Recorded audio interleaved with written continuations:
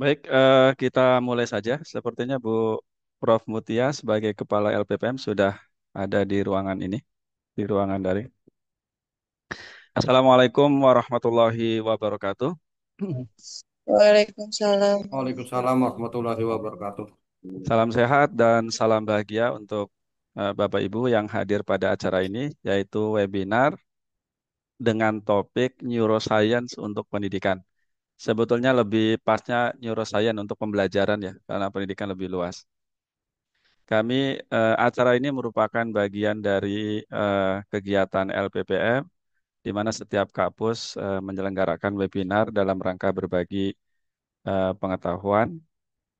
Dan untuk topik kali ini eh, adalah neuroscience untuk pembelajaran eh, dengan narasumber Ibu Ratih Kusumawardani dari FKIP.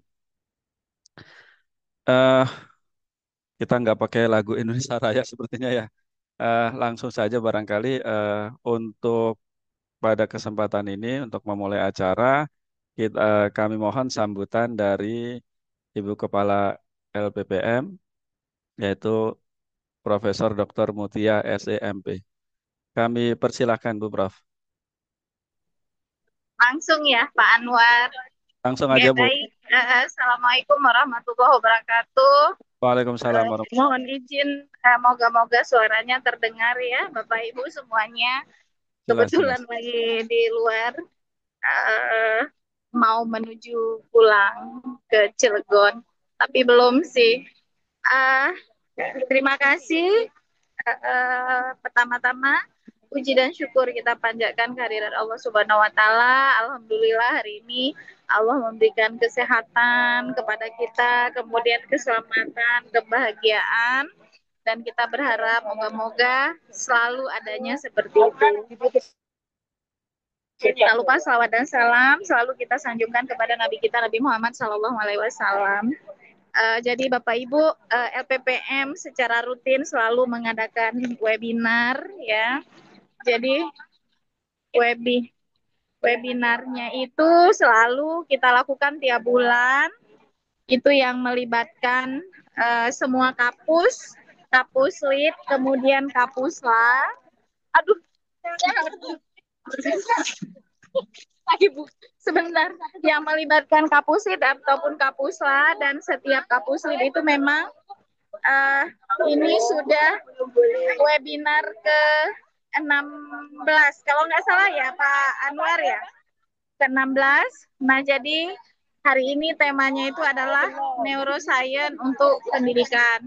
Jadi semua kegiatan ini kita lakukan berdasarkan kapus lead masing-masing, dan kita harapkan uh, dapat menambah wawasan, kemudian lebih memperkenalkan kapus lead ya kan kepada memperkenalkan kapus lead kepada semua dosen, sehingga tahu nanti apa kira-kira yang bisa menjadi tema-tema riset ke depannya.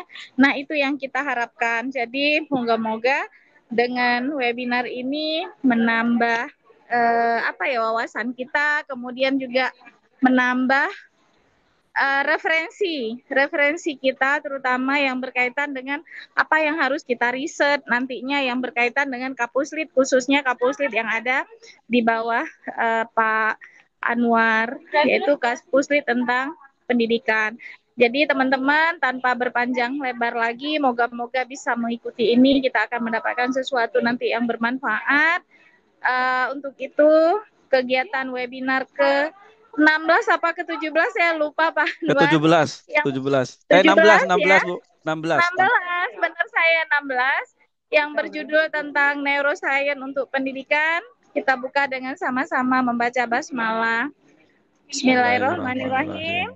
Saya mohon maaf karena posisinya lagi di luar, tadi habis rapat ini menuju perjalanan ke hotel, maka di outdoor. Terus saya nanti malam langsung insya Allah balik lagi ke Cilegon karena besok ada acara lagi.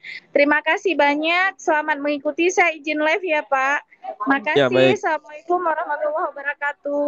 Waalaikumsalam warahmatullahi wabarakatuh. Terima kasih Bu Kepala LPPM yang menyempatkan waktu di tengah kesibukan untuk membuka dan juga memberi sambutan pada acara webinar kali ini. Sekali lagi terima kasih Bu Prof. Semoga sehat semua. Amin. Baik, langsung saja kita ke acara inti dengan topik neuroscience untuk pembelajaran sebetulnya ya. Kita tahu kalau di pendidikan itu kita belajar tentang teori-teori belajar. Pada mulanya teori belajar itu dibangun berdasarkan pengetahuan bidang filsafat. Eh, tapi kemudian akhir-akhir ini sejak neuroscience berkembang, kemudian ada juga model atau teori-teori belajar yang dibangun berdasarkan teori tentang otak tersebut. Nah, untuk materi kali ini kami LPPM mengundang Bu Ratih Kusuma Wardani, dosen FKIP, untuk memberikan materi ini eh, karena kesehariannya berkaitan dengan ini. Mungkin saya tidak membacakan sebagainya ya, Bu Ratih ya, eh, supaya lebih singkat, maksudnya materinya lebih banyak diuraikan. Nah, untuk itu kami persilakan Bu Ratih untuk eh, menyampaikan materi neuroscience untuk pendidikan atau untuk pembelajaran. Kami persilakan. Pak Anwar, punten saya belum mengucapkan terima kasih kepada Bu Ratih yang sudah bersedia menjadi narasumber hari ini. Karena saya nggak tahu siapa narasumbernya karena ini pakai HP. Oh iya, Makasih ya Bu Ratih sudah Ya, membantu Prof. kami di LPPM. Atur nuhun. mangga, Makasih Sami-sami, ya mangga. Pak Prof. Anwar, Bu Senang Ratih. bisa berbagi. Makasih. Hati-hati, Prof. Terima kasih. Iya, makasih. Ya, silakan Bu. Oke. Oke, terima kasih Pak Dr. Anwar Mutakin, Prof. Mutia juga. Bismillahirrahmanirrahim. Assalamualaikum warahmatullahi wabarakatuh. Waalaikumsalam warahmatullahi wabarakatuh. Oke, alhamdulillah puji dan syukur kita panjatkan kepada Allah Subhanahu wa taala karena saya hari ini diberikan kesempatan untuk apa ya? Untuk berbagi sedikit sedikit sedikit sedikit pengalaman saya yang berkaitan dengan neuroscience dalam pembelajaran. Tidak banyak Bapak Ibu, tapi mudah-mudahan ini bisa menjadi apa ya? em, Inspirasi, bisa menjadi point of view atau sudut pandang yang baru ketika kita merancang pembelajaran di kelas. Dan saya yakin hari ini banyaknya guru begitu ya, Pak Anwar ya, pendidik begitu. Nah, jadi saya akan memaparkan kalau kita bicara tentang neuroscience, tadi kata Pak Anwar, keseharian saya di neuroscience, jadi saya jadi kayak dokter saraf ya. Jadi Jadi sebenarnya memang bidang saya banyak mendalami neuroscience itu sejak saya diberikan mata kuliah neuroscience pada saat itu di tahun tahun berapa ya? Saya masuk 2008 sekitar tahun 2010-an. Itu hal yang baru, sangat sangat sangat baru. Lalu ketika saya tesis S2 saya juga akhirnya saya memilih bidang itu begitu dan dari situ saya memiliki apa ya? Perspektif baru bahwa benar kayak tanpa Anwar tadi bahwa em, teori belajar behavioristik, kognitif, konstruktivism, humanistik gitu ya, konektivism, sosial itu yang dulu kita dan sampai saat ini memang ya banyak menjadi dasar bagaimana pembelajaran itu seharusnya dirancang. Em, itu menjadi diperkuat ya bahwa apa yang menjadi konsep dasar setiap pembelajaran saat ini yuk mari kita lihat dari bagaimana otak itu bekerja gitu. Jadi saya di akhir itu inginnya Bapak Ibu semua ketika selesai atau ketika tutup Zoom hari ini em, punya perspektif baru bahwa oh iya ya bahwa kita tuh harus merancang pembelajaran di dalam kelas, em, merancang kegiatan untuk anak kita gitu ya. Ketika kita merancang sebuah metode model pelatihan itu semua harus berbasis pada bagaimana otak bekerja, how the brains work gitu sebenarnya. Karena em, kalau kita bicara Bapak Ibu tahu ya ada namanya prinsip-prinsip apa ada sifat air ya. Sifat air tuh, masih ingat nggak sifat air apa Bapak Ibu? Air yang paling gampang itu Air mengalir dari tempat yang tinggi ke tempat yang rendah, gitu kan. Air meresap melalui celah-celah kecil.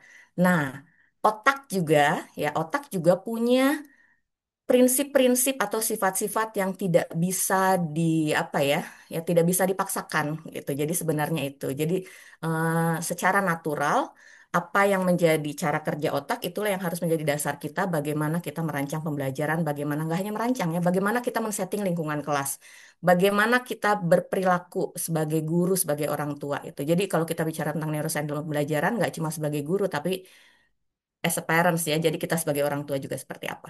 Oke, Bapak Ibu, saya izin share screen. Hmm.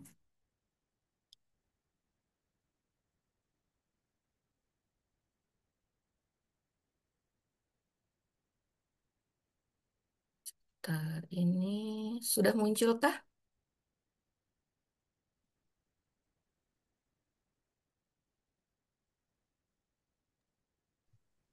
Ya, Izin sudah saya muncul, sudah muncul. izin saya agak loncat-loncat karena ini banyak materi yang coba saya rangkum sehingga kita punya satu perspektif gitu ya terkait dengan apa itu neuroscience sebagai dasar untuk em, pembelajaran.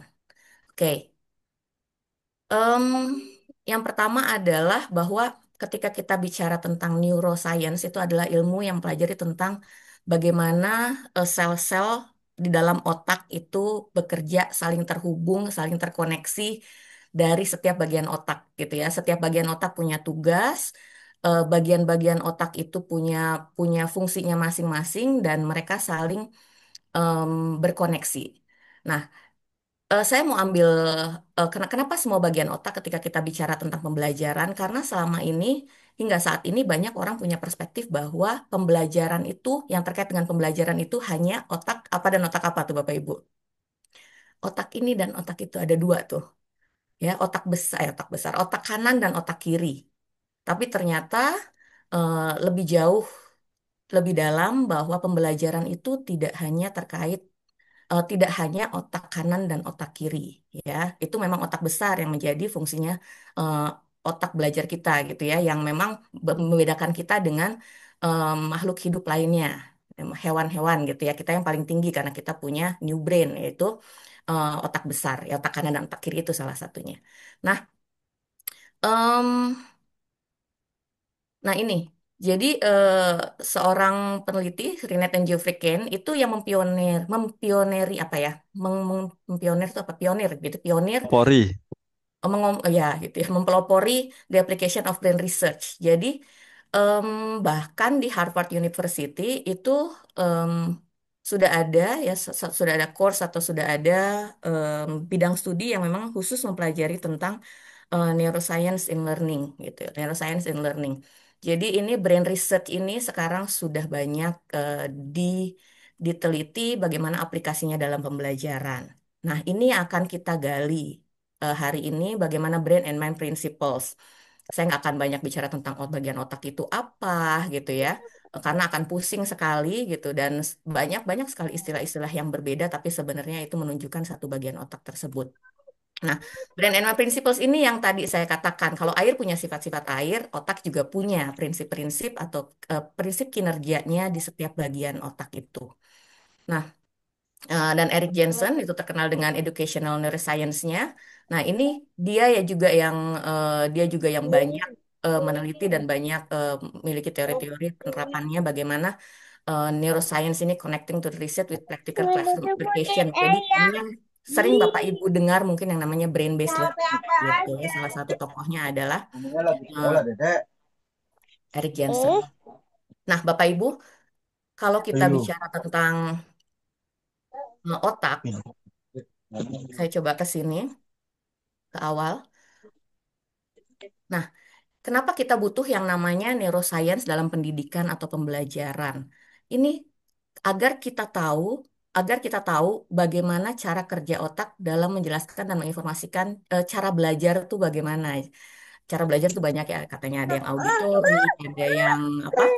Visual gitu, ada yang kinestetik dan lain sebagainya.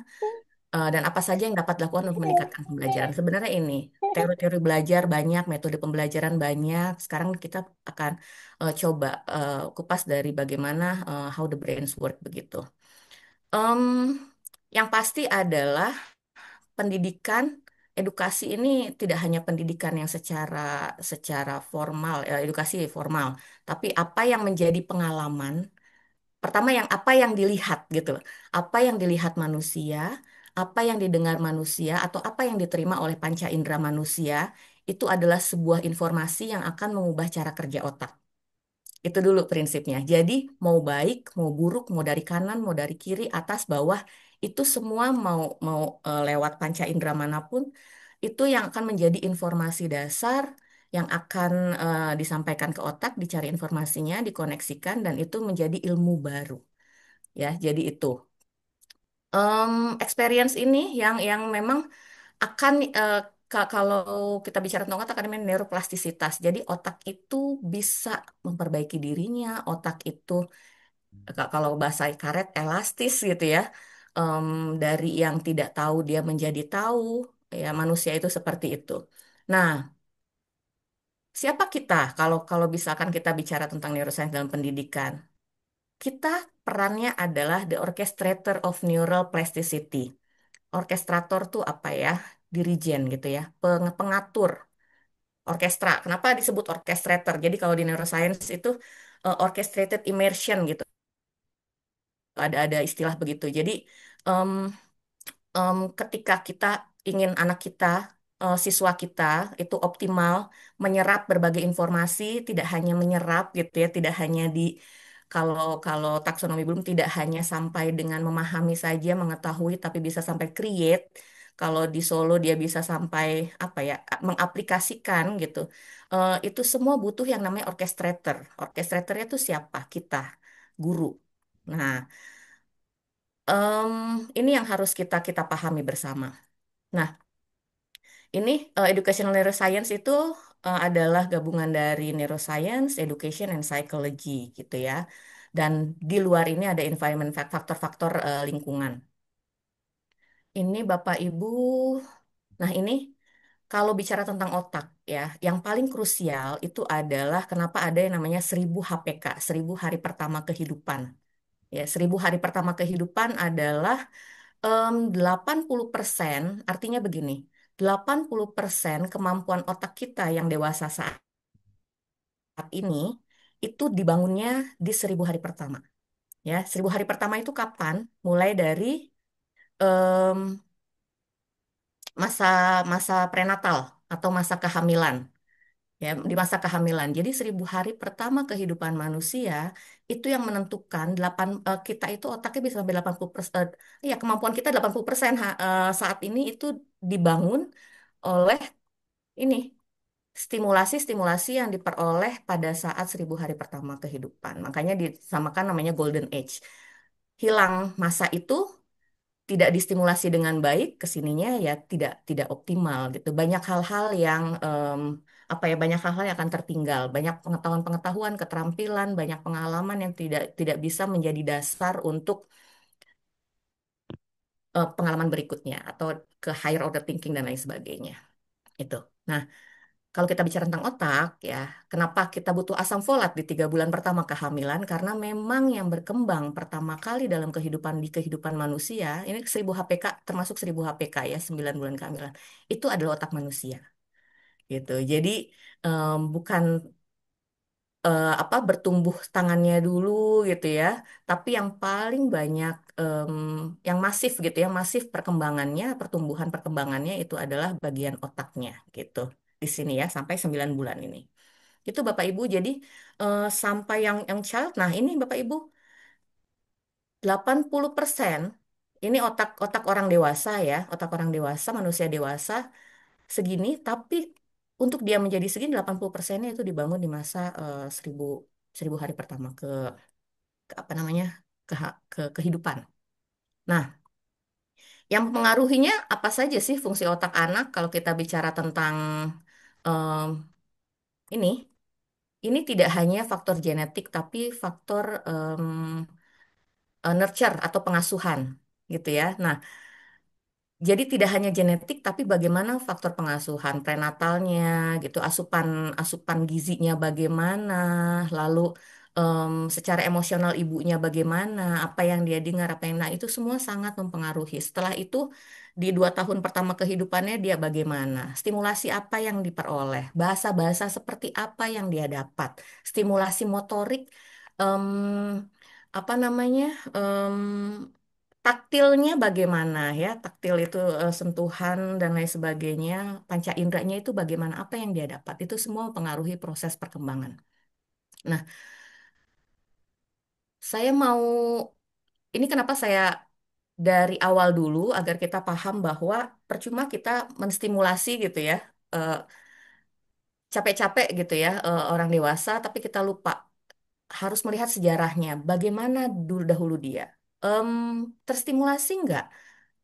Proses atau secara fisik motorik itu dia sudah perkembangannya sudah optimal belum? Kenapa ada yang speech delay?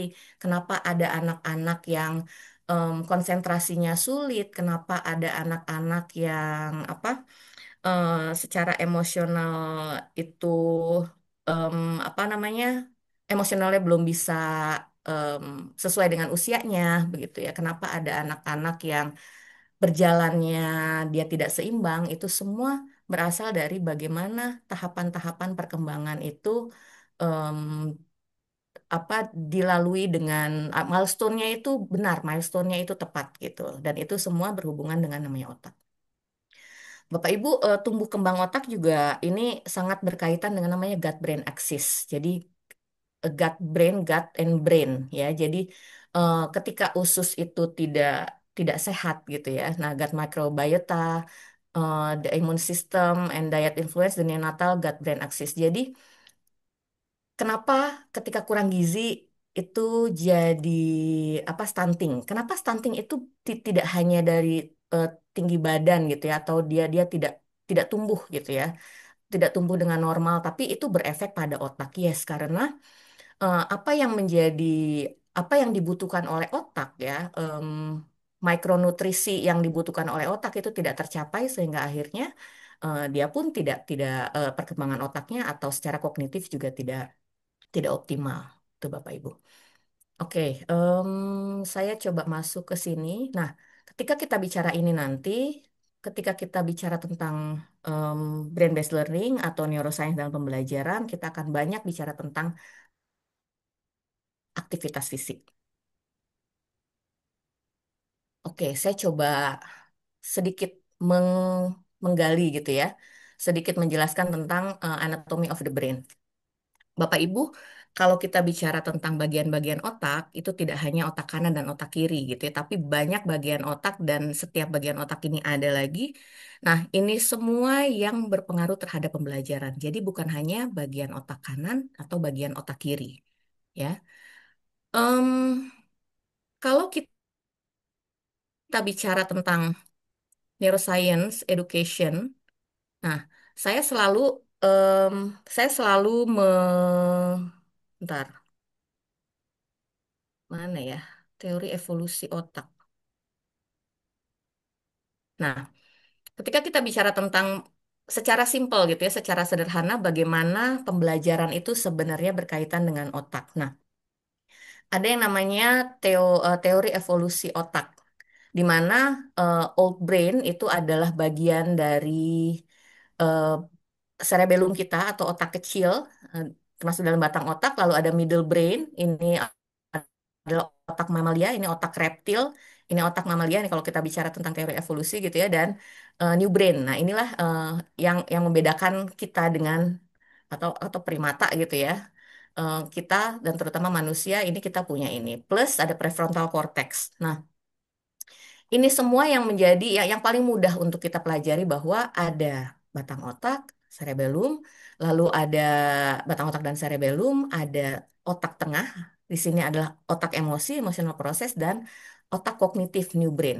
Nah, ini semua mudah. Jadi kita bisa dengan tangan kanan kita, ya, dengan tangan kanan kita. Jadi ini adalah cerebellum, ini batang otak, ini adalah otak apa namanya otak tengah kita atau otak emosi kita dan ini adalah eh, big brain atau new brain, cerebrum ya otak besar. Nah, otak besar inilah yang memang berfungsi sebagai bagaimana proses pendengaran, penglihatan gitu ya, kreativitas, math, kognitif dan lain sebagainya. Plus yang di depan ini adalah yang menjadikan kita seorang manusia. Yang di dahi ini adalah prefrontal cortex atau the executive function. Bahasa yang memang itu keren banget gitu ya. Si dahi ini di executive function. Inilah yang membuat manusia itu bisa membuat rencana, ya, bisa membuat rencana, bisa membuat pilihan mana yang baik, mana yang benar, bisa apa ya, bisa menganalisis ya. Jadi the prefrontal cortex ini adalah yang menjadikan kita manusia gitu ya. Em, itu semua. Nah, nanti bagaimana how the brains the tiga ini ya, the Triune Brain Theory.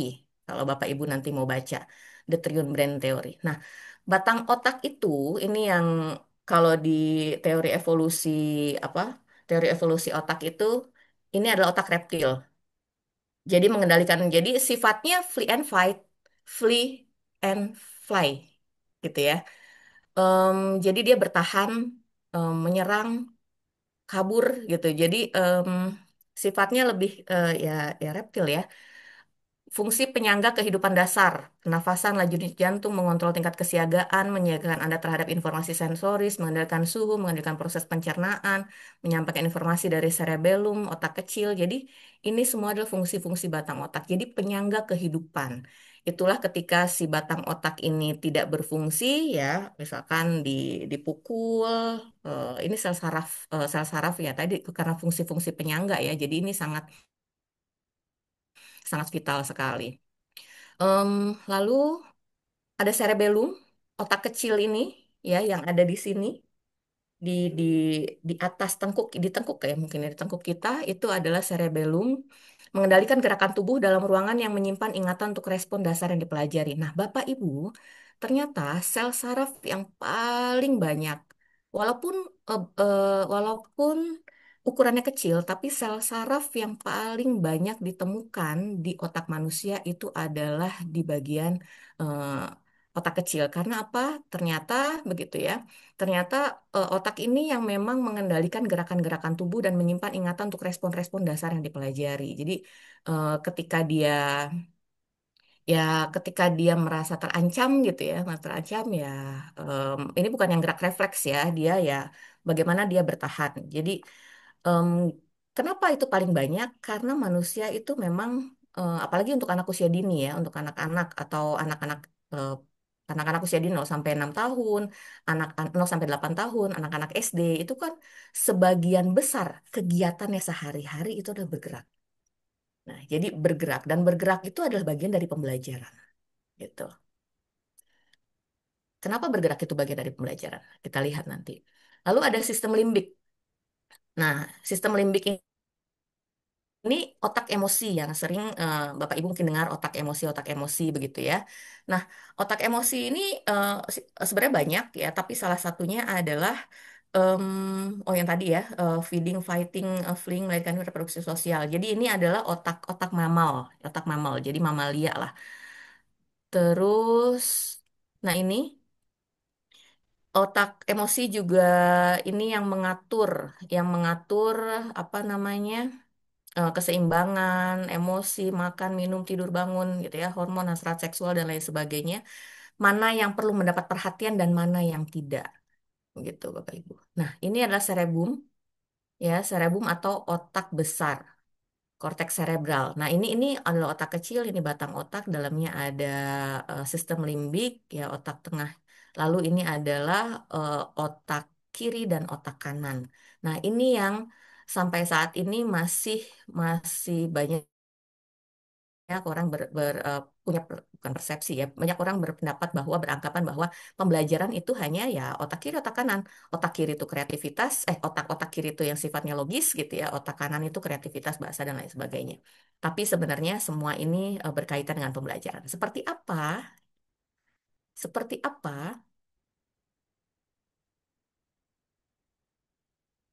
oke, ini Bapak Ibu sudah tahu lah ya kalau belahan otak kiri apa, belahan otak kanan seperti apa gitu.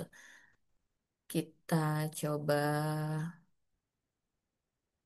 Ini sudah sebentar. Nah, sebenarnya prinsipnya seperti ini Bapak Ibu.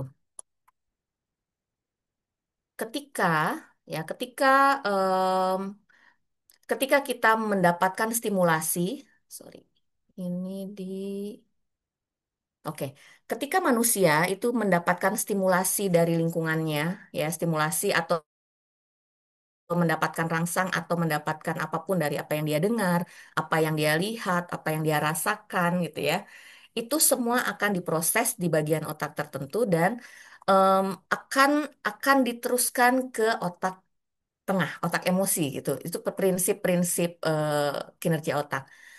Lalu di situ, ketika si otak emosi sudah mengatakan bahwa, oh ini tidak menarik, oh ini menakutkan, oh ini apa ya, ini ya membosankan gitu. Itu pembelajaran tidak akan dilanjutkan atau si stimulasi itu, rangsangan itu tidak akan dilanjutkan menjadi tidak akan diproses atau dikoneksikan oleh sel-sel saraf itu tidak bisa mencari informasi karena dia sudah stuck di sini. Sebenarnya itu kata kuncinya. Kenapa emosi itu sangat berperan terhadap pembelajaran? Begitu kata bukan kata ya. Dalam dalam dalam teori belajar neuroscience itu emosi sangat berperan penting dalam proses pembelajaran.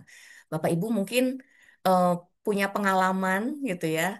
Kenapa takut matematika? Kenapa nggak suka olahraga, kenapa nggak suka fisika, kenapa kalau gurunya galak itu bikin kita nggak bisa fokus, kenapa kalau orang tua kita marah itu kita udah nggak bisa apa ya istilahnya udah nggak bisa disuruh belajar misalkan kalau orang tua kita marah-marah itu kan langsung sistem tadi yang di otak tengah sistem bertahannya itu muncul gitu loh sistem bertahannya atau bahkan kabur lari jadi ini yang terjadi dalam pembelajaran. Nah, kenapa juga pembelajaran mendalam itu harus menyenangkan, katanya begitu kan?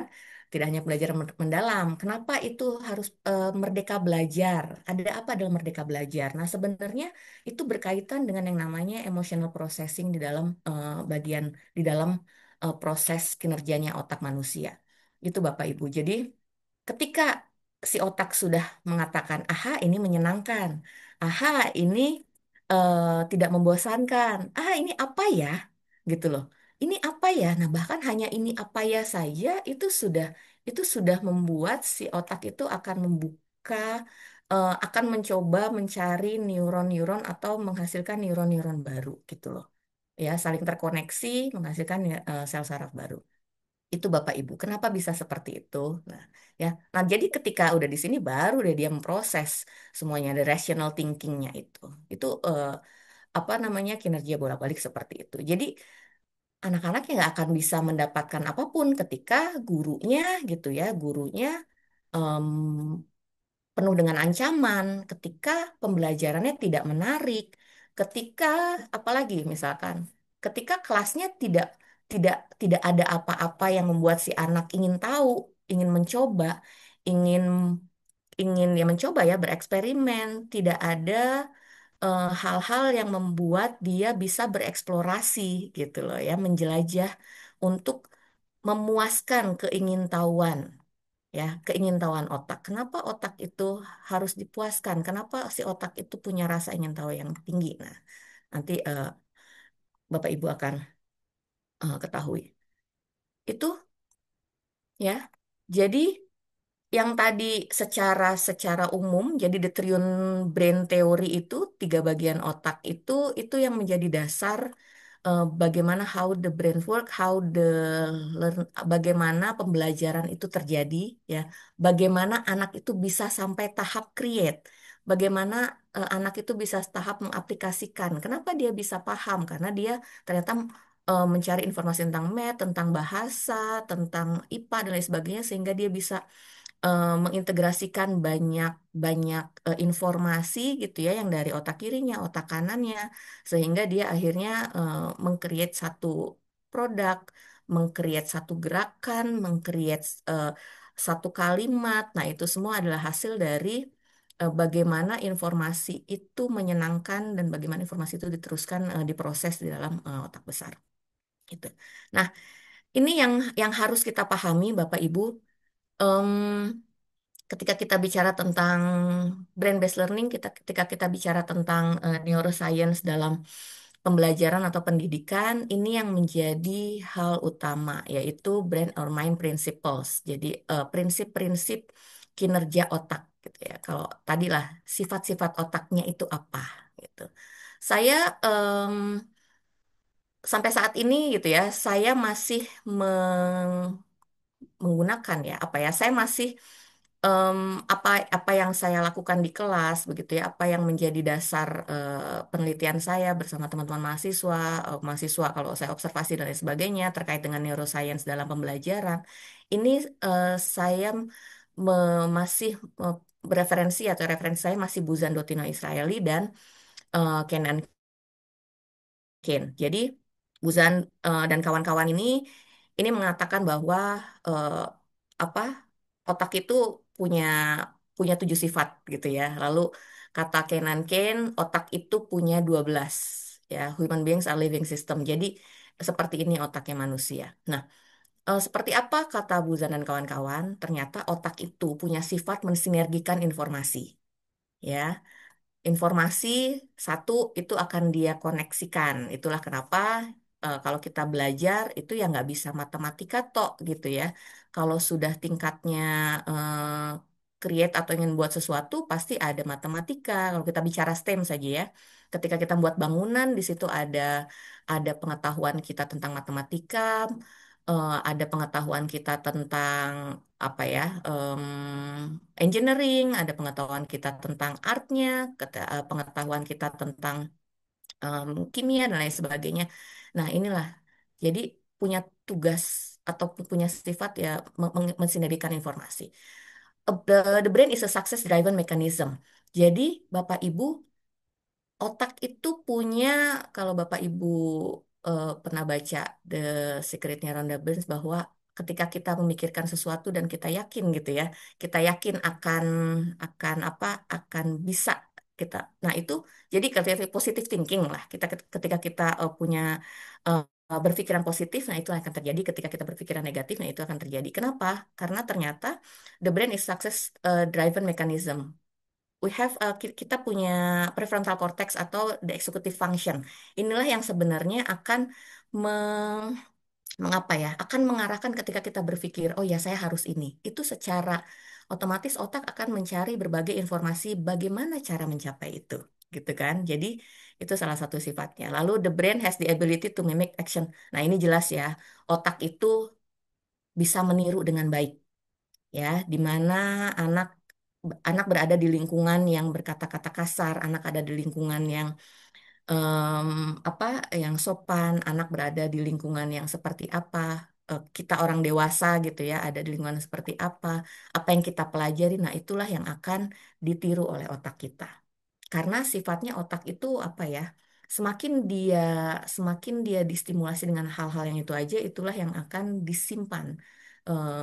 Sama seperti kita, kenapa kita bisa secara otomatis oh pakai baju nih begini gitu ya. Oh kita jalan dari sekolah, dari rumah ke sekolah itu udah biasa lagi, nggak harus ingat-ingat apalagi. Jadi otomatis, nah itu semua adalah bagian dari bagaimana otak itu menyimpan informasi dengan sempurna sehingga karena dilakukan tadi ya berulang-ulang itu.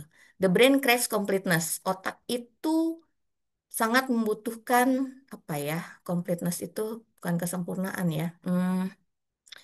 Pokoknya Bapak Ibu kalau belum belum terpuaskan itu pasti masih kepo gitu ya. Ya kan? Masih masih kepo ini apa sih? Ini apa sih? Kenapa? Karena ya itu karena otak kita itu punya sifat kepo. Otak kita itu tidak akan eh, selesai ya nggak akan oke gitu ya. Oke, ini sudah itu berarti sudah komplit informasinya gitu. Nah, jadi kalau ada anak-anak yang bertanya ini itu ya itu sudah wajar karena ya sifatnya otak seperti itu. The brain itu constantly seeks new knowledge. Nah, ini tadi yang kepo. Jadi eh, kalau cari otak itu konstan lah cari informasi baru, gitu ya, pengetahuan baru. Bapak Ibu misalkan jalan ya, ibu-ibu terutama lagi jalan tiba-tiba 50.004, 50.004. Biasanya apa sih yang ibu-ibu lakukan tuh? 10.003, 10.003 gitu. Nah itu kan hal yang baru, yang apa itu gitu.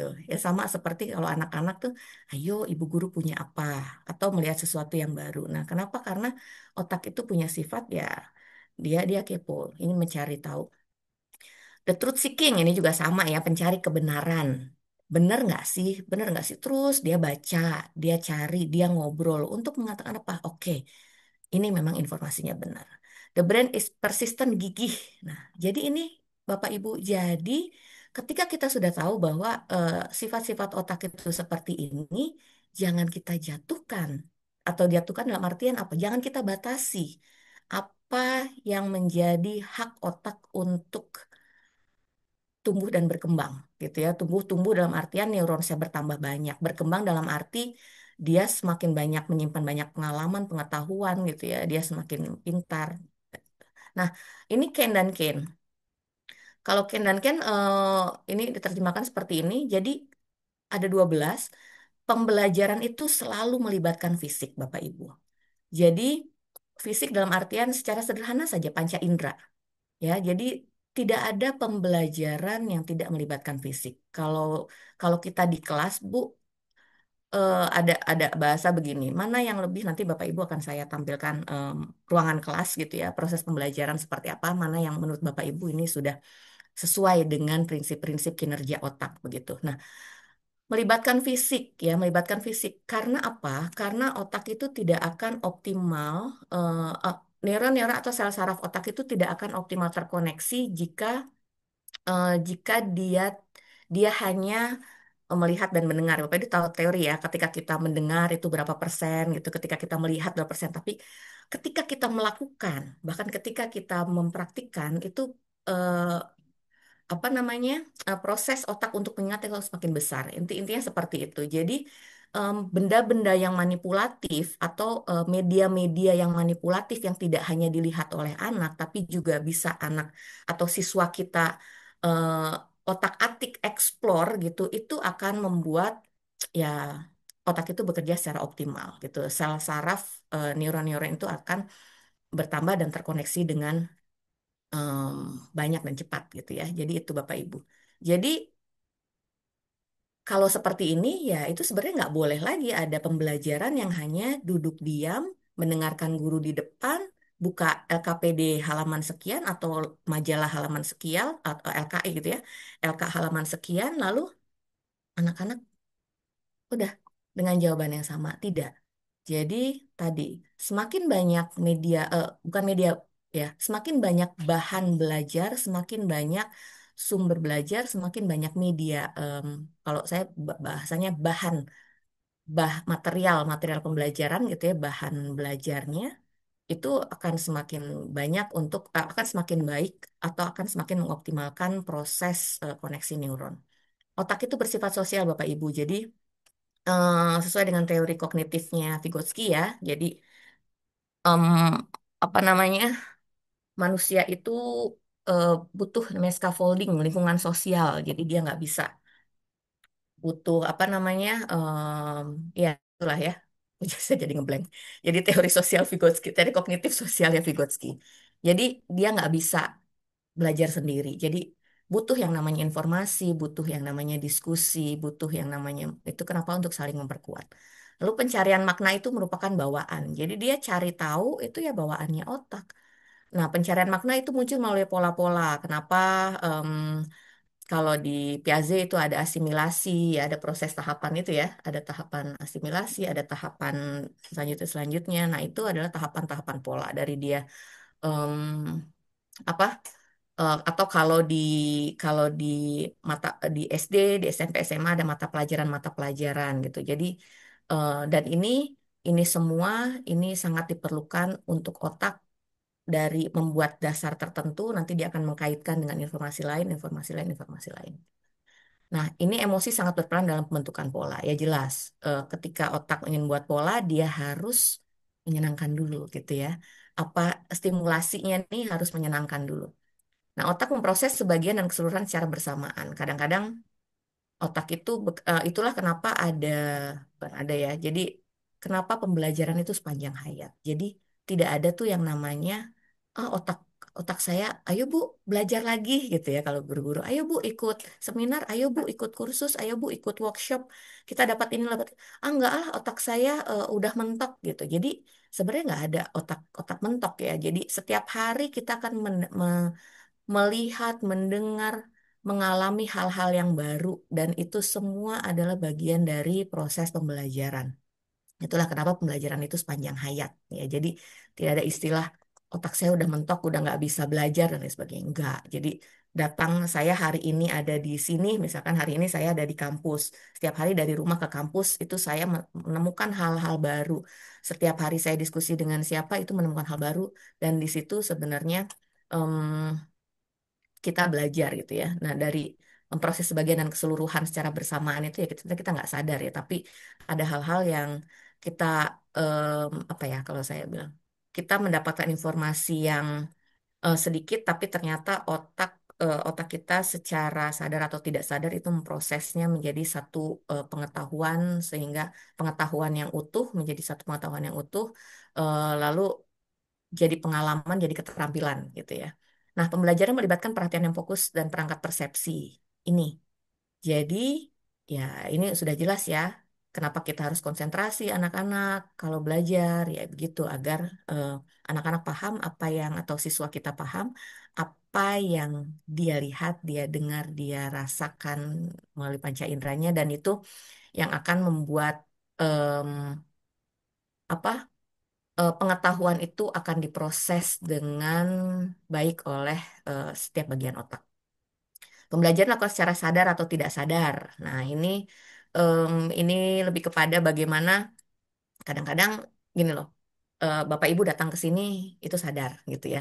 Tapi ada juga ketika apa ya kita kita lagi jalan gitu, ketika kita melihat orang lain em, ada pengemis misalkan bawa anaknya, dia sehari-hari itu bagian dari bagaimana oh ya mungkin secara hal-hal baru yang oh ya kita sedang belajar ya itu kan otak kita sedang belajar bahwa ada ya orang-orang seperti itu yang harus bawa keluarganya setiap hari dan bagian dari em, ya pengetahuan baru yang di apa yang diambil yang diterima oleh otak dan diproses dan akan jadi apa ya itu tergantung tadi bagaimana eh, kita kita apa yang kita pikirkan gitu. Pendekatan dalam ingatan tersurat dan tersirat, eksplisit, implisit. Nah, pembelajaran ada perkembangan. Jadi pembelajaran adalah perkembangan. Proses pembelajaran di kelas, proses pembelajaran di rumah itu ya yang kita berikan kepada anak didik kita atau anak-anak kita sendiri itu adalah bagian perkembangan. Perkembangan adalah apa namanya? Apa yang terjadi dalam otak kita itu secara kualitatif sebenarnya. Jadi dia bertambah cerdas, kognitifnya, bahasanya bertambah baik, perkembangan bahasanya mulai dari mendengarkan, menyimak, membaca, menulisnya gitu ya. Lalu perkembangan sosialnya dia di usia SD dia sudah secara emosional dia sudah matang begitu ya, tidak lagi tantrum atau SMP-nya tidak lagi tantrum karena dia perkembangannya sudah baik. Jadi itu pembelajaran itu tidak hanya bicara tentang kognitif begitu. Ya ujung-ujung kognitif ya karena di otak, tapi eh, jauh di jauh dari itu ketika kita bicara perkembangan itu ada sosial emosional, ada moral, ada kognitif, ada bahasa. Nah, pembelajaran rumit dapat ditingkatkan melalui tantangan dan dapat terhambat oleh ancaman. Nah, Bapak Ibu, kalau kita bicara tentang bagaimana kita merancang pembelajaran di kelas, itu tidak hanya pembelajaran begini deh. Kalau Bapak Ibu membuat instrumen ya, kan ada instrumen ini nggak valid, instrumen ini down, bla bla bla. Kenapa? Oh, dia terlalu sulit. Oh, dia terlalu mudah gitu. Jadi terlalu sulit tidak baik, terlalu mudah tidak baik. Tapi Bapak Ibu, otak itu butuh yang namanya tantangan tadi kepo ya. Sama seperti ini, Bapak Ibu ketika main games di apa namanya di HP gitu ya. Misalkan main bubble tuh, saya tahu bubble doang ya, bubble yang apa namanya yang nembak-nembak bola itu, balon.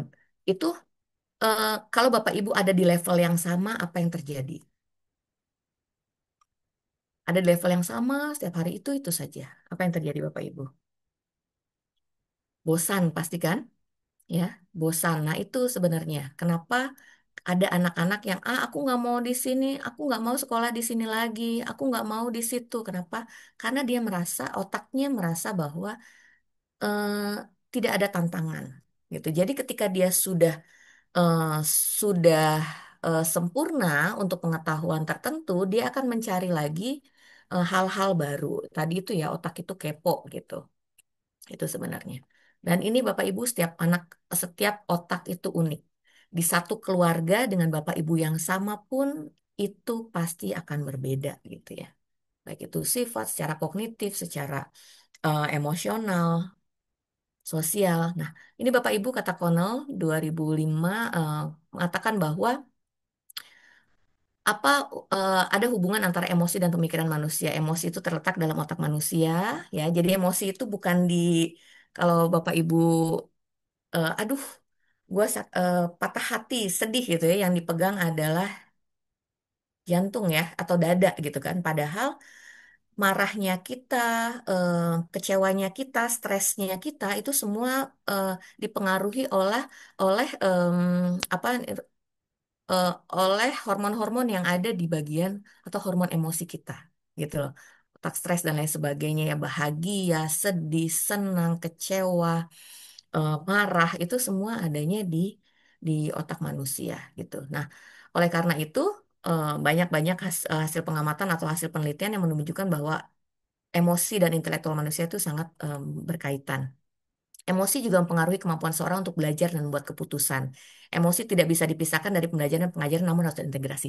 Dasar inilah sebenarnya. Jadi ketika ada pendekatan yang lagi booming saat ini, begitu ya, pembelajaran mendalam, apa Bu? Mindful, joyful, meaningful ya. Yang joyful, yes, benar, joyful harus menyenangkan. Kalau di PAUD itu bermain sambil belajar, yes, bermain itu menyenangkan. Sebenarnya orang dewasa pun masih bermain gitu ya. Dengan Bapak Ibu ngobrol dengan teman-teman, hal-hal yang menyenangkan, ke mall gitu ya, olahraga dan lain sebagainya itu bagian dari bagaimana sebenarnya eh, ya hal-hal yang menyenangkan itu memang menjadi apa ya bagian dari kehidupan kita dan itu yang akan membuat otak kita lebih lebih sehat gitu kan ya.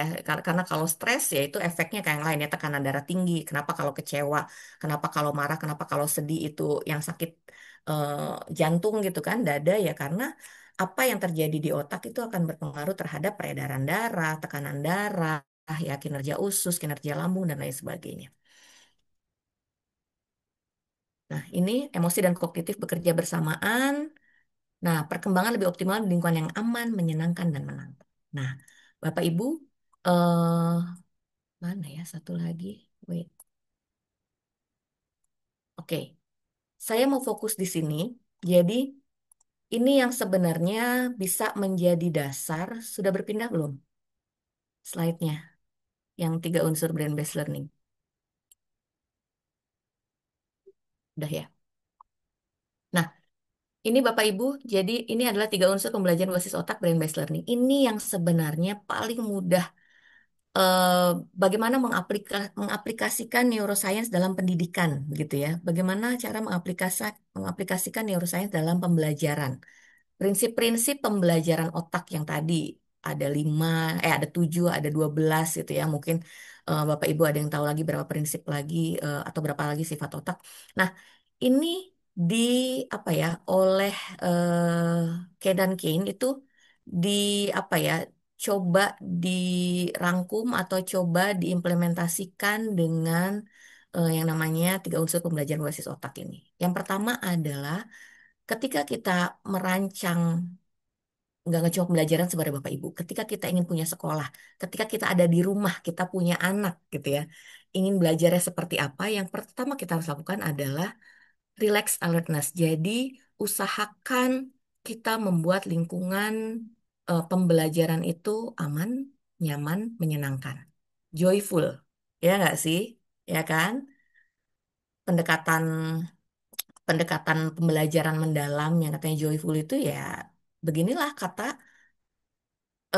teori-teori tentang neuroscience begitu. Jadi joyful, lingkungannya harus aman dulu, nyaman dulu, menyenangkan. Kenapa ini menjadi yang pertama? Karena gerbang pertama proses pembelajaran itu terjadi, neuron-neuron itu akan terkoneksi, akan disimpan dalam long term memory itu adalah di saat lingkungannya aman, nyaman, menyenangkan, joyful. Lalu apa selanjutnya? Jadi pastikan dulu nih, oke, saya sudah jadi guru yang membuat anak aman nggak? Sudah jadi guru yang membuat anak nyaman nggak? Kelas saya atau dari gerbang, ya, dari gerbang ke belakang sekolah, kanan, kiri, atas, bawah sekolah itu lingkungannya sudah aman belum? Aman dalam artian karena kita ada batang otak ya, ada bagian-bagian tubuh batang otak saja yang ketika anak jatuh ya kan, karena batang otaknya anak jatuh, misalkan bagian tubuh mana yang cedera sehingga akhirnya anak tidak tidak tidak safe gitu ya. Nah, ini semua yang akan berpengaruh terhadap pembelajaran. Jadi nyaman tidak? Ya, sirkulasi udaranya bagaimana? Ya kan, berdebu tidak? Aman itu banyak Bu faktornya kalau kita bicara tentang kelas ya. Bagaimana catnya, bagaimana mejanya ada paku yang em, apa namanya ada paku yang timbul nggak? Kita banyak melihat ya ada meja-meja yang rusak.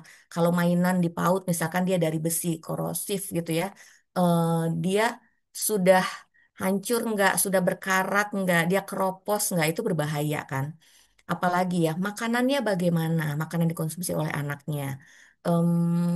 Dietary dietary dalam artian makanannya sehat atau tidak, bergizi seimbang atau tidak. Jadi sampai sebegitu yang harus kita pikirkan untuk pembelajaran tadi, karena ada gut brain axis. Jadi nggak bicara hanya lingkungan kelas Bapak Ibu, tapi bagaimana dia juga harus sehat secara fisiologis. Dan itu yang harus kita rancang gitu ya sebagai guru, sebagai pengelola, sebagai orang tua. Nyaman, menyenangkan nih harus. Lalu setelah itu apa? Setelah itu the orchestrated immersion. Jadi em, dari em, istilah ini yang saya yang saya simpulkan adalah lingkungannya harus kaya akan pengalaman.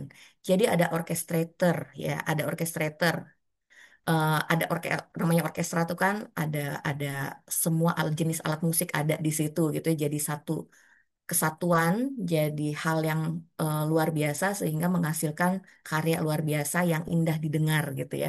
Nah, itu yang harus kita rancang di kelas kita, di rumah kita, dalam pembelajaran kita.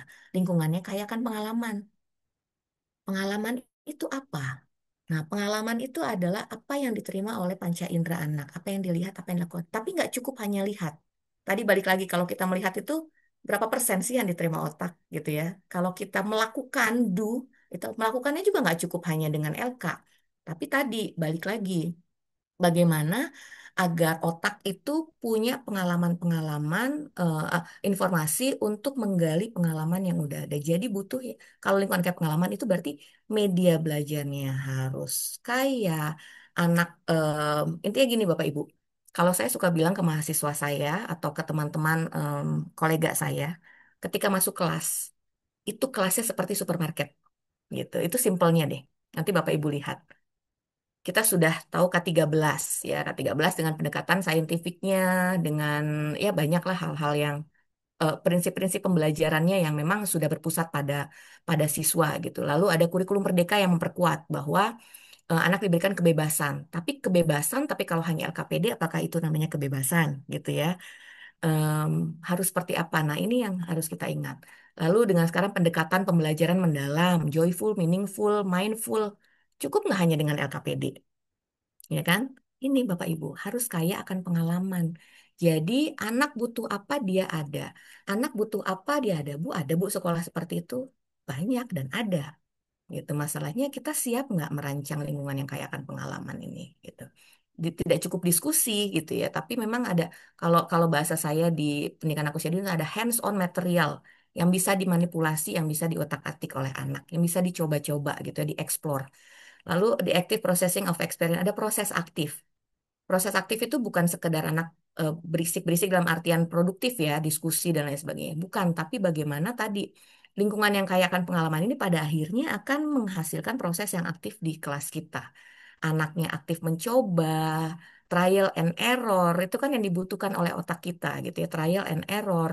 Lalu dia coba, dia gagal, dia nggak sendiri, dia bikin sendiri, setelah ini dia membuat sesuatu dengan temannya, menghasilkan sesuatu yang baru. Nah, itu semua yang diinginkan dalam pembelajaran mendalam gitu.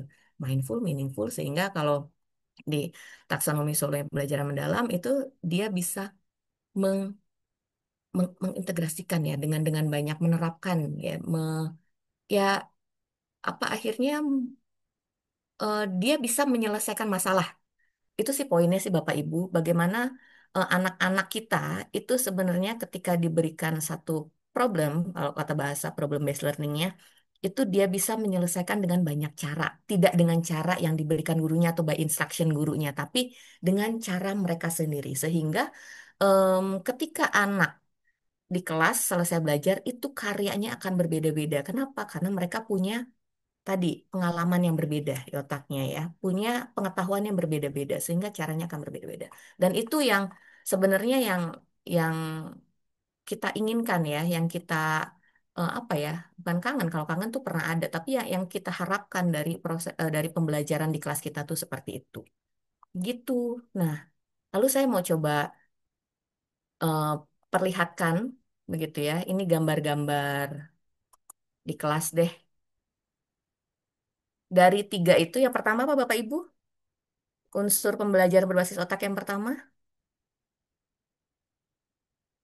lingkungannya, kok, Nyaman. yes, aman Aman dan dan nyaman. menyenangkan, gitu ya. Sebentar, kok ini nggak bisa full.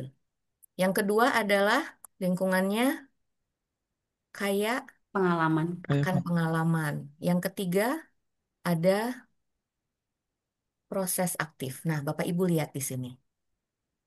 Apakah em, lingkungannya sudah aman, nyaman, dan menyenangkan? Jadi kalau kita bicara tentang aman, kita lihat dari atas ke bawah setiap sudut.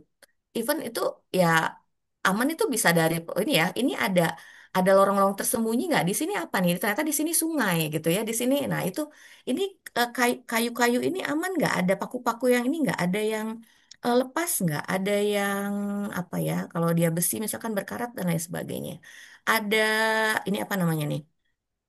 Lantainya ada yang terangkat nggak kan tajam ya kalau keramik. Lalu catnya sebenarnya ya catnya itu beracun atau tidak gitu loh. Jadi ketika kita bicara tentang otak ya it's about our fisiologis juga efeknya ke tubuh kita apa. Kan kalau kita sehat juga pembelajarannya akan optimal. Nah itu unsur yang kedua ada nggak Bu di gambar ini? Pembelajaran lingkungannya kaya akan pengalaman.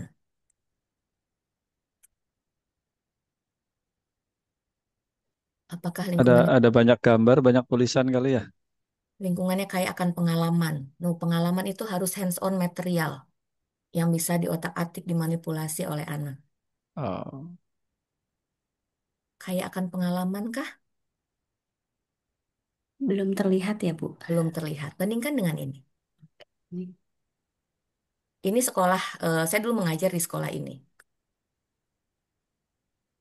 Lingkungannya kaya akan pengalaman nggak ini? Menyenangkan jelas ya. Ini yang diharapkan dari kurikulum K13. Ini seperti inilah yang diharapkan dari ini kebetulan PAUD nanti ada yang tingkat selanjutnya juga jenjang selanjutnya. Diharapkan oleh K13, yang diharapkan oleh kurikulum Merdeka, yang diharapkan oleh tadi ya pendekatan pembelajaran mendalam itu yang mindful, meaningful, joyful. Jadi ini yang seharusnya ada di kelas. Bu, itu kan di PAUD, Bu. Enggak, saya pernah ke SD yang memang juga kaya akan pengalaman lingkungannya. Gitu ya. Nah, ini ya. Jadi hands on material ini yang mengindikasikan bahwa gampang kalau kalau masuk ke kelas, kelas itu sudah menerapkan prinsip-prinsip atau sudah sesuai nggak ya dengan sifat-sifat otak gitu ya, prinsip-prinsip belajar basis otak. Udah kelasnya itu banyak material, banyak media yang bisa dieksplorasi oleh anak gitu. Siswa lah ya bahasanya. Nah ini. Nah oke, selanjutnya adalah ini.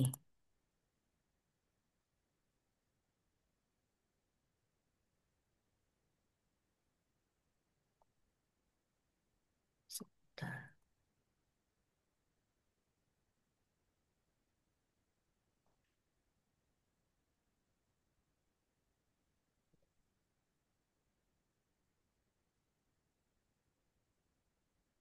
Sambil menunggu mungkin Pak Anwar ini agak oh sudah bisa. Nah, kita lihat ini jenjang yang lebih tinggi ya. Sudah munculkah?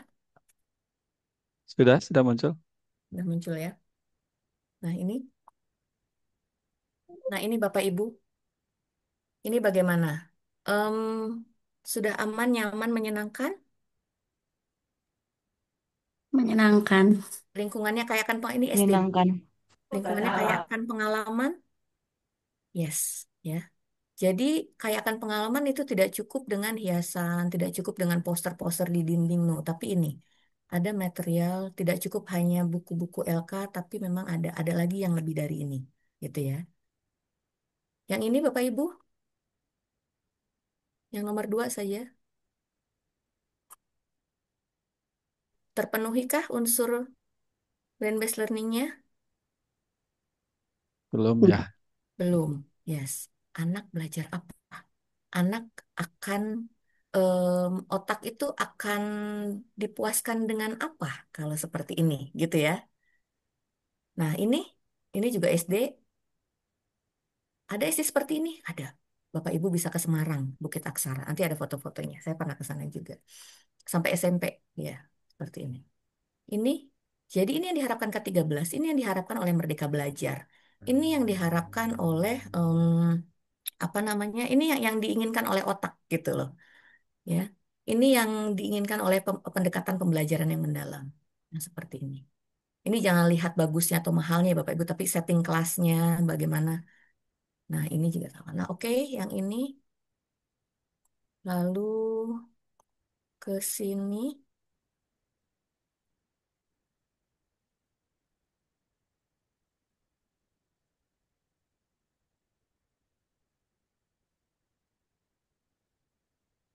Memang ketika kita bicara ini tidak cukup hanya berhenti di guru ya, tapi memang bagaimana support secara manajerial untuk bisa memenuhi tiga unsur ini gitu ya, mulai dari kelasnya aman, nyaman, menyenangkan.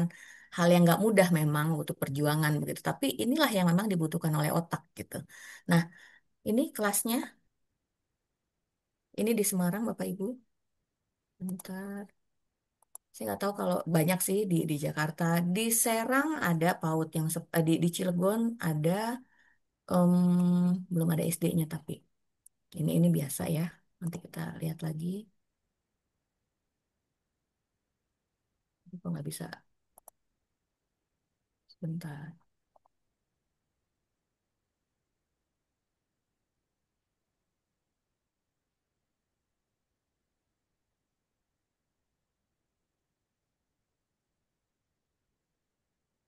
Oke, nah ini yang namanya lingkungan kaya akan pengalaman. Ini namanya hands-on material. Jadi em, ketika anak ingin tahu, dia bisa dapat itu di kelas. Misalkan dia butuh sumber belajar tentang apa ya, tentang batu gitu ya. Dia nggak cukup hanya dari gurunya informasi, tapi dia akan cari buku tentang batu gitu ya, ke perpustakaan kah. Nah, sudah kita lakukan nggak yang seperti itu? Ya, ini kelasnya seperti ini biasa mana ya? Nah, ini Bapak Ibu. Jadi ini kelas berapa ya? Kelas 3 kelas 4 mungkin ini. Tapi setting kelasnya seperti ini. Gitu. Ini yang dibutuhkan oleh otak.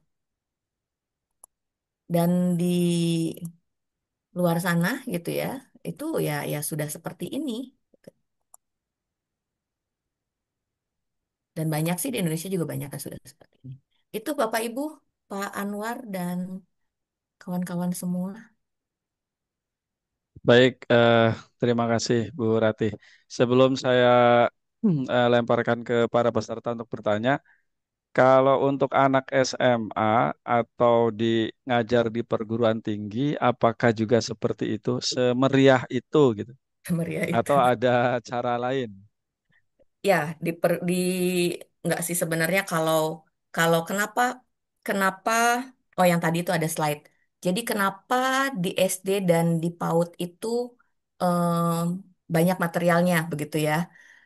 Satu, kalau di PAUD itu memang ketika kita belajar the nervous system nervous central nervous system manusia itu sebenarnya Kalau di PAUD itu taktilnya dulu, Pak. Jadi motorik kasarnya dia harus bergerak dulu untuk bisa belajar. Kalau kata apa ya Vygotsky ya, kalau Piaget-nya bilang anak itu mencari pengetahuannya sendiri gitu kan. Kalau Piaget bilang, jadi memang eh, anak itu akan belajar memahami sesuatu, menyimpannya berupa pengetahuan dan menjadikannya keterampilan itu ketika dia do something gitu loh, melakukan sesuatu. Itu yang Piaget, jadi teori Piaget, teori kognitifnya Piaget. Dan Vygotsky yang mendukung bahwa harus ada scaffolding gitu ya, ada zone proxima distal development ya. Jadi ada zona-zona di mana apa namanya ya terutama itu ya lingkungan sosial itu berpengaruh terhadap perkembangan kognitifnya. Eh, sama seperti sama seperti di SD juga. Jadi secara di usia SD itu anak masih harus eksplorasi fisiknya. Kenapa anak-anak SD masih senang main layangan gitu kan, main bola. Karena memang eh, kalau anak usia dini ada bahasanya em, bukan kelebihan saya lupa. Ya kelebihan energi Pak, gitu loh. Kelebihan energi dan kelebihan energi itu yang memang saatnya kita merancang orang tua ataupun guru itu menyediakan banyak bahan untuk mereka ya tadi manipulasi, bergerak dan lain sebagainya. Kalau SMA, SMP dan SMA, mereka sudah ada di taraf kognitif em, operasional konkret, formal Formal ya, operasional, operasi. ya Ah, kan formal operasional. Jadi memang tidak sekonkret gitu loh Pak, tidak sekonkret anak usia dini atau anak SD awal. Jadi semakin tinggi usianya, tahapan berpikir kognitifnya itu memang em, apa secara kognitif mereka sudah bisa berpikir abstrak gitu kan. Jadi tidak terlalu banyak menggunakan bahan-bahan yang em, konkret itu sih sebenarnya dari tahapan itu. oke, Tapi baik. tetap butuh yang namanya Silakan referensi. jika ada pertanyaan dari para eh, peserta yang hadir di acara ini. Silakan Bu Rina.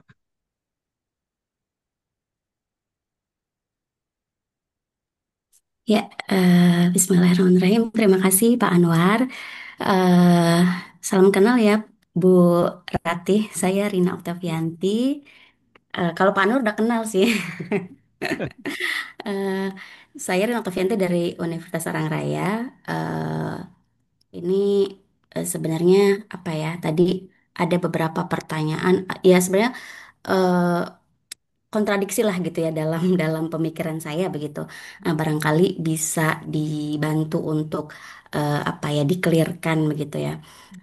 Ini antara tadi kenyamanan dengan tantangan dalam belajar gitu. Tadi saya berpikir gitu ya, Bu Rati tadi menyampaikan bahwa salah satu unsur dari brain based learning itu adalah terciptanya atau menciptakan lingkungan belajar yang nyaman gitu. Salah satu unsurnya begitu ya. Nah, dalam persepsi saya itu kenyamanan itu kadang gitu ya seringkali itu dipadankan dengan tantangan gitu kan. Kenyamanan seringkali tidak identik, sorry, tidak identik dengan adanya tantangan begitu karena Hmm. ya udah kan gitu ya istilahnya nyaman aja gitu nggak ada tantangan gitu nggak ada challenge-nya. Nah, padahal yang saya pernah baca begitu tantangan itu justru dapat menstimulasi terbentuknya koneksi sinapsis kan ya di sinapsis baru di otak gitu. Nah, sebenarnya bagaimana sih batasan lingkungan yang nyaman itu sendiri dalam konteks brain based learning sehingga eh, tetap menantang tapi juga mendukung optimalisasi fungsi otak tanpa mengabaikan kenyamanan begitu. Itu yang pertama. Kemudian yang kedua, tadi seru banget ya kalau ngelihat apa ya perbandingan antara kelas yang nyaman begitu, kelas yang menarik itu biasanya saya temui itu sekolah-sekolah yang ada di luar negeri biasanya begitu ya, yang kayaknya seru amat gitu di kelas itu apa ya kegiatan hands on-nya dapet, kemudian juga kelasnya menarik, apalagi kadang gurunya juga enggak monoton di depan kelas aja dia bisa muter gitu ya ke apa menghampiri siswa-siswanya gitu.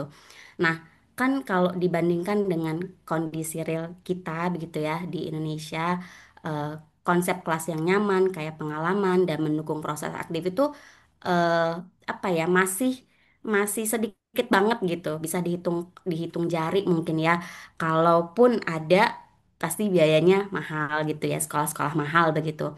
Nah, eh, keadaan yang seperti itu berarti kan kondisinya tidak terpenuhi ya, kondisi atau syarat dari keidealan kelas atau pendekatan brand based learning kan tidak terpenuhi. Nah, dalam situasi demikian, apa sih strategi yang paling memungkinkan gitu ya, biar fungsi otak siswanya itu tetap optimal gitu dalam belajar sesuai dengan keidealan pendekatan dari brand based learning itu. Terima kasih, itu aja. Iya, Oke, terima kasih. langsung aja, Bu. Oke, langsung Pak, biar nggak lupa. Oke, yang pertama benar tadi nyamannya dari mana ya? Tadi ada prinsip otak yang kesekian juga dari Ken, dan Ken itu bilang otak itu butuh tantangan. Ya, memang memang benar gini. Jadi em, kalau kita bicara tahap perkembangannya manusia gitu ya, ada milestone, tahap perkembangan dia anak itu dari bayi saja. Anak itu belajar pertama adalah menggerakkan tangan kakinya. Lalu setelah itu dia coba menggapai-gapai gitu ya. Lalu dia tengkurap, lalu dia mengangkat kepalanya gitu ya. Lalu dia coba apa sih kalau bahasa Sundanya ogong-ogong gitu ya. Lalu dia nanti merangkak, duduk. Nah, itu semua adalah bagian dari apa contoh bagaimana manusia itu sebenarnya akan mencoba hal-hal baru gitu ya. Jadi itu bagian dari tantangan.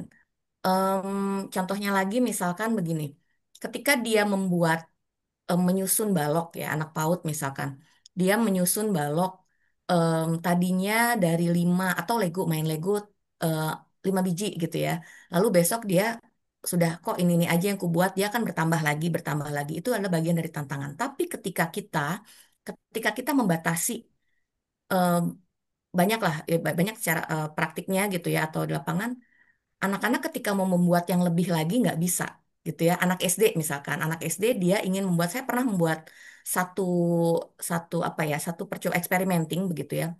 Em, Anak-anak SD, anak-anak PAUD ya usia 5 tahun, saya minta mahasiswa saya itu kasih treatment, yang SD itu dikasih bahan-bahan banyak gitu ya. Terus ya bahan-bahan banyak sama di PAUD dan SD. Lalu saya minta mereka, ini bagian dari kreativitas gitu.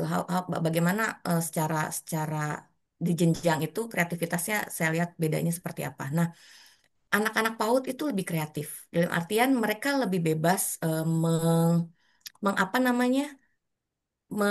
Menuangkan ide-idenya. Mahasiswa saya memberikan ranting, origami, batu-batuan, banyak tutup botol, banyak bahan gitu. Dari bahan yang banyak itu mereka jadikan apa? Itu mereka lebih eksplor. Tapi anak yang SD ini, gitu ya, walaupun ini beberapa kali, beberapa angkatan saya coba seperti itu. Nah, anak-anak yang SD ini dicoba, mereka kebanyakan ngelihat temennya, kamu buat apa? Gitu. Jadi banyak nanya tuh.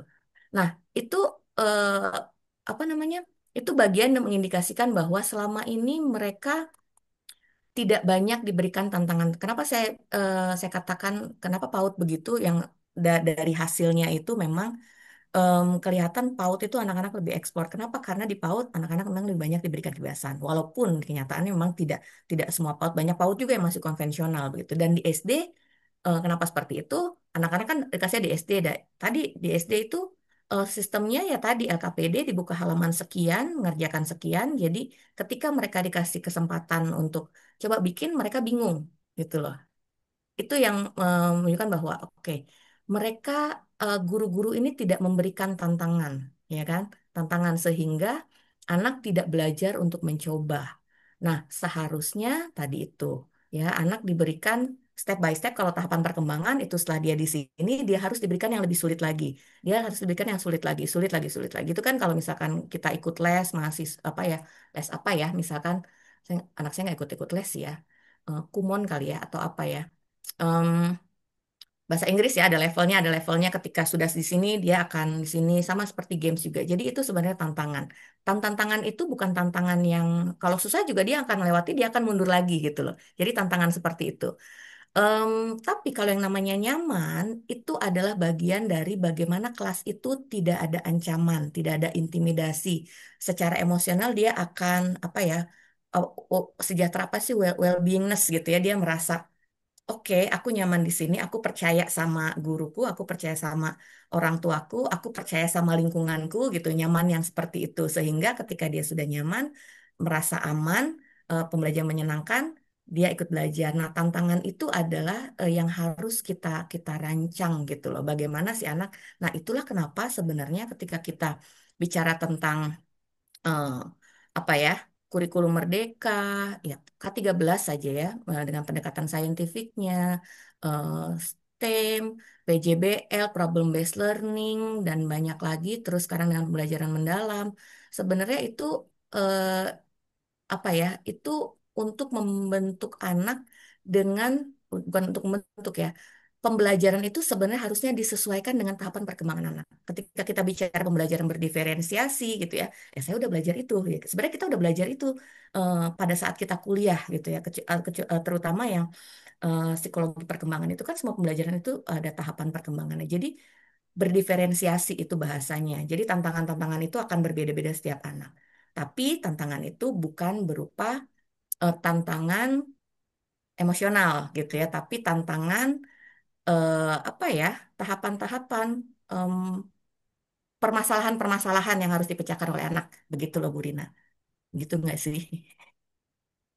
Oke Bu, Gitu Bu Rina. ini buat mengklirkan saya ya Bu ya. Mm. Berarti mungkin nyaman di sini tuh suasana mungkin ya, lebih ke Yes, suasana. Oke, berarti dan tantangan itu lebih ke kayak kegiatan mungkin ya, kegiatannya kegiatannya betul. untuk menstimulasinya gitu. Oke, oke. Betul.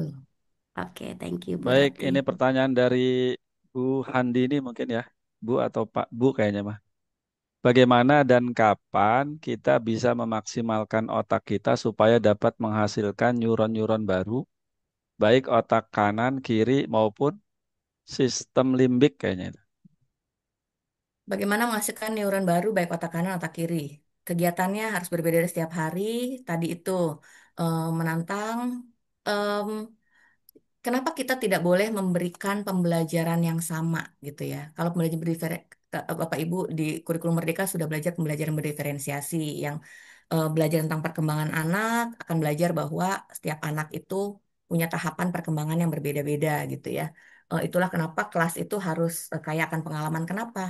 Anak yang satu tidak akan sama menyelesaikannya dengan anak yang lainnya gitu ya. Ada beberapa anak tuh hasil karyanya akan beda-beda. Ada beberapa anak problem solvingnya akan berbeda-beda gitu sesuai dengan pengalaman yang dia punya, pengetahuan dan pengalaman yang dia miliki. Jadi em, caranya adalah ya lingkungannya kaya akan pengalaman, banyak diberikan hal-hal baru gitu. Nah, ini saya punya cerita ya.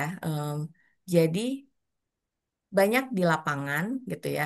Misalkan di sekolah itu dia buka kelompok bermain gitu ya, atau playgroup. Ada TKA-nya juga, ada TKB-nya. Dia masuk di apa namanya? Mulai dari playgroup. Di playgroup temanya sedang aku gitu ya, anak aku. Dia diberikan pembelajaran akunya itu menempel mata, mata, hidung, telinga gitu ya, mulut. Di kelompok A-nya, ketika tema aku masih seperti itu juga gitu ya. Di kelompok B-nya dengan tema aku masih seperti itu juga. Nah, itu kan jadi sebenarnya eh, proses proses anak untuk mendapatkan pembelajaran sesuai dengan tahapan perkembangannya juga eh, tidak diberikan oleh guru, tidak dipenuhi oleh guru gitu loh. Itu sih, jadi Bu Handini syaratnya adalah berikan hal-hal baru untuk anak setiap hari gitu ya. Berikan mereka tantangan tadi, tantangan lewat apa? Lewat bahan bermain yang banyak, lewat diskusi yang banyak.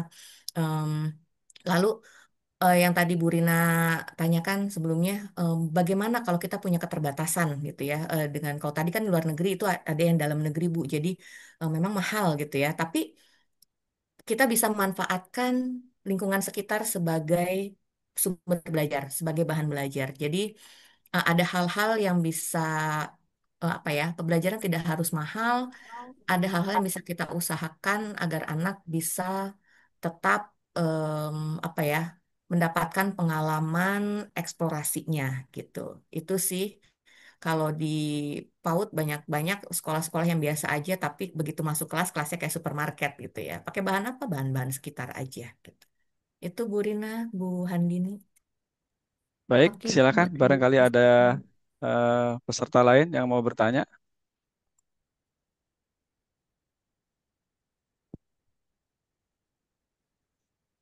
Nah, mungkin saya ini aja, saya yang nanya berkaitan dengan banyaknya aktivitas yang baru tadi ya. Hmm. Apakah itu yang akan membuat apa tadi itu sifat plasticity otak gitu ya? Dan seberapa Neuroplastik. besar sih plastisitas otak itu?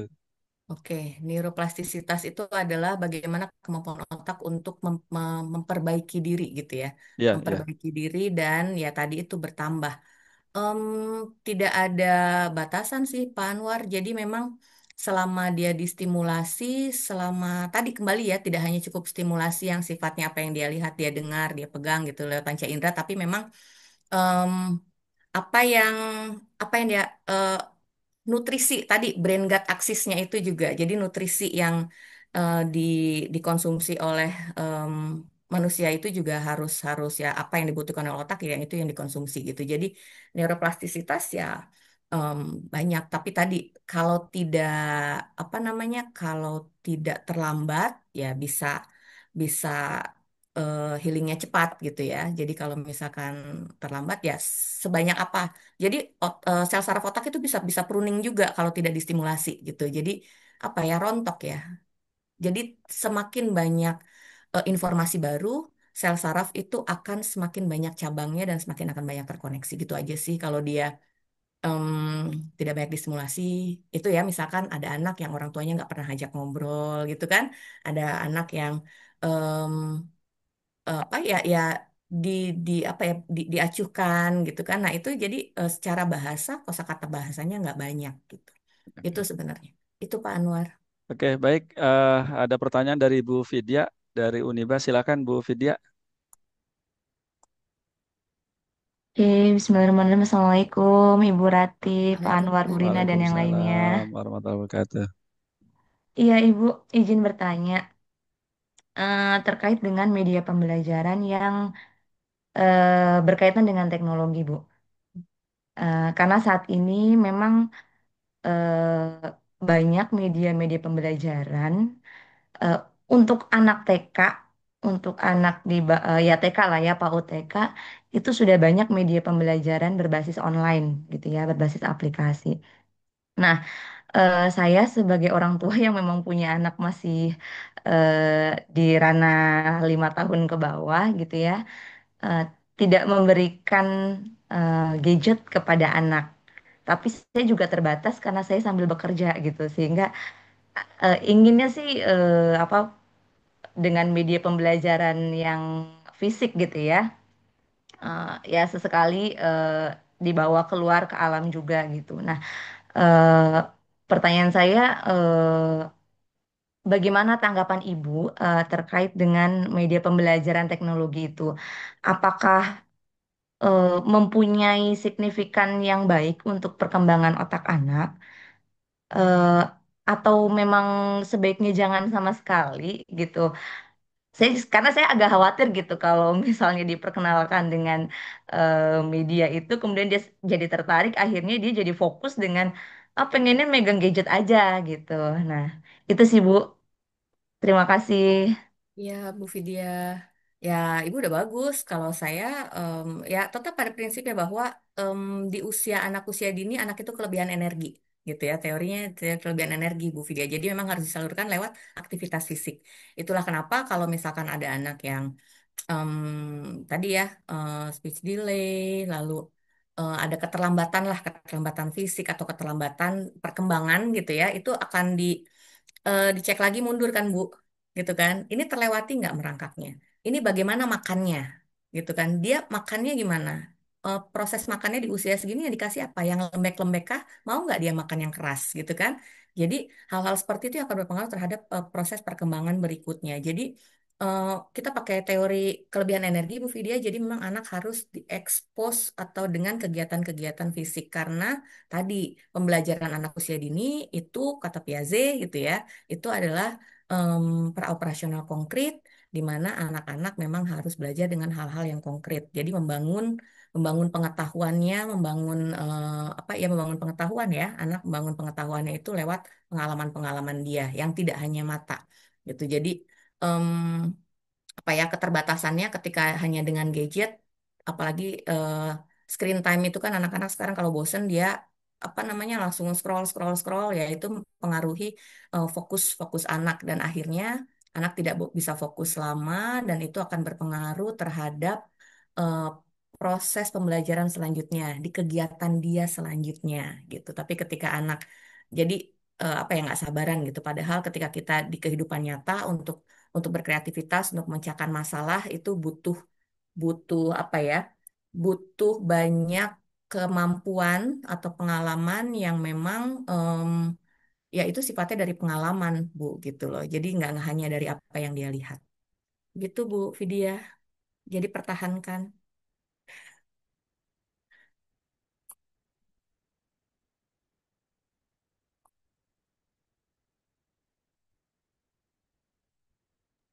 Saya anu di mute suaranya.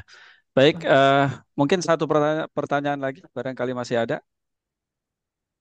Sebagai informasi, sertifikat bisa bisa diperoleh dengan mengisi data yang ada di chat ya. Nanti sertifikat otomatis otomatis ke email masing-masing. Silakan ada di chat.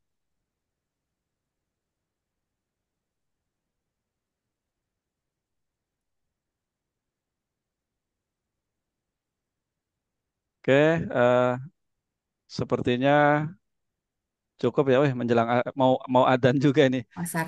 Barangkali Yes. untuk pertemuan kali ini topik neuroscience dicukupkan ya. Mudah-mudahan nanti ada kelanjutannya yang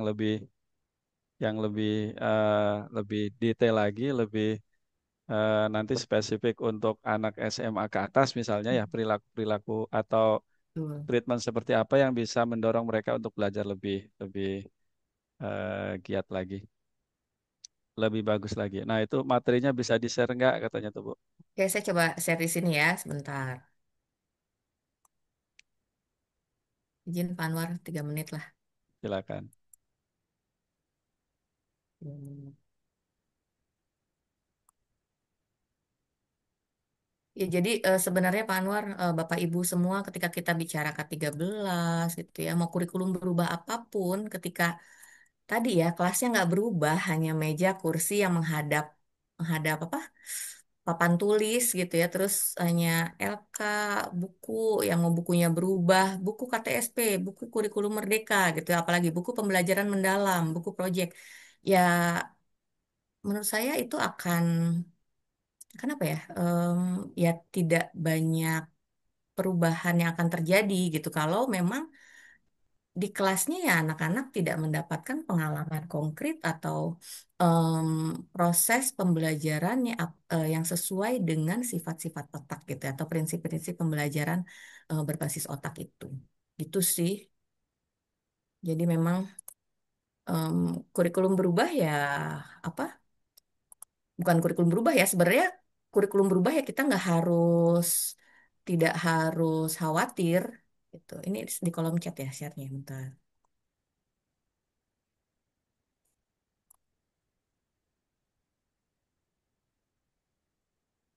Oke,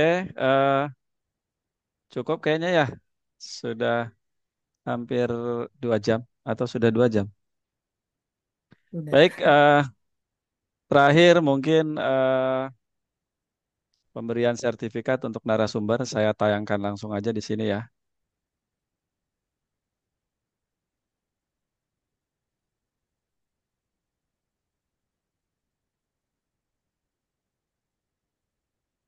Nah, ini sertifikat untuk Bu Ratih Kusuma Wardani. Terima kasih atas Makasih sedi- Bapak. untuk mengisi webinar kali ini. Mudah-mudahan nanti kita bisa buat juga lanjutannya karena saya nggak tahu setelah ini materi neuroscience itu apa gitu. Kalau masih ada nanti kita buat lanjutannya Bu Berarti. Oke, Sekali Bapak. lagi atas nama LPPM kami mengucapkan terima kasih kepada Bu Ratih Kusuma Wardani yang telah menjadi narasumber pada acara webinar kali ini serta semua peserta yang hadir pada kesempatan ini. Sekali lagi untuk sertifikat silakan isi datanya di chat eh, Zoom ini. Oke, dua Baik, materi sudah saya coba kirim, Mangga. oke sudah dikirim di chat ya. Ya. Ada yang Wah, lebih harus di-download ini. besar ya kayaknya. Silakan kalau mau download sebelum ditutup Zoom-nya. Nah, ini kalau nggak nanti saya taruh di mana lah gitu ya, Iya, Bapak. bagi Oke. yang memerlukan. Karena ini kan bahasanya sebetulnya luas ya. Mm-mm. Saya sebetulnya sedang ini juga ngikuti kuliah online juga tuh di Udemy terkait Introduction to Neuroscience. Ah, iya, iya. Banyak kok Bapak Ibu shortcuts-nya tuh. Eh, Baik, demikian acara kali ini. Terima kasih atas partisipasinya. Oh ya, saya lupa. Mohon Bapak Ibu untuk foto bersama ya. Oh, saya lupa ya masalah foto ini. Mohon di apa namanya kameranya di on kan untuk keperluan foto bersama saja. Silakan Bapak Ibu.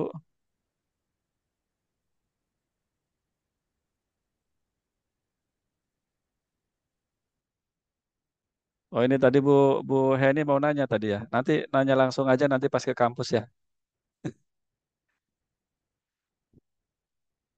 Oke, sebentar. Ada Bu Ilmi juga ini. Ini juga anu belajar neuroscience sudah lama. Sebentar, ini Bu saya Ilmi. foto saya Jadi screenshot dulu. malu. Bu Ilmi. Ini Bu Heni juga lagi belajar. Heni Y lagi belajar neuroscience juga katanya. Pokoknya semuanya berbasis otak. Oke, Yes. satu, dua, tiga.